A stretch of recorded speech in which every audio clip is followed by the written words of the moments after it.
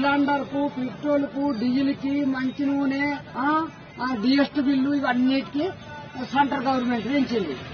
డిపాజిట్గా కాలువ మీద మొట్టుకున్నట్టు కేసీఆర్ మీద ఎందుకు మొట్టుకున్నట్ట? 29 రాష్ట్రాల ముఖ్యమంత్రులకు ఏమన్నా ఉంటుందా? జనం చెప్పాలా మీరు ఆడేళ్లకు? ఇంకెన్నో ఇంకా తెలుగు రాలే తెలంగాణకు,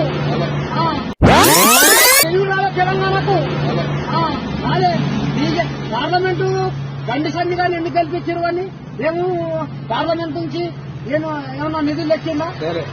నరేంద్ర మోదీ ఉన్నాడు, కాంగ్రెస్ హయాంలో 25 లక్షల కోట్లు ఉంటే అదానికి అమ్మానికి పెట్టుకుంటా 155 లక్షల కోట్లు పెన్నం పిల్లలు లేనోడు ఎట్లా చేసిండే అప్పు? 155 లక్షల కోట్లు పెన్నం పిల్లలు లేనోడు ఎట్లా చేసిండే అప్పు? వాడు పెన్నం లేకపోతే పిల్లలు లేకపోతే అప్పు ఎట్లా చేసిండు వాడు? 155 లక్షల కోట్లు భారతదేశానికి ఎట్లా చేసిండు అప్పు? అమ్మానికి అప్పు చేసి సమాధానం సవాలు విరుచుకోవాలి. బయట పెట్టిన మీడియాను పిలిపి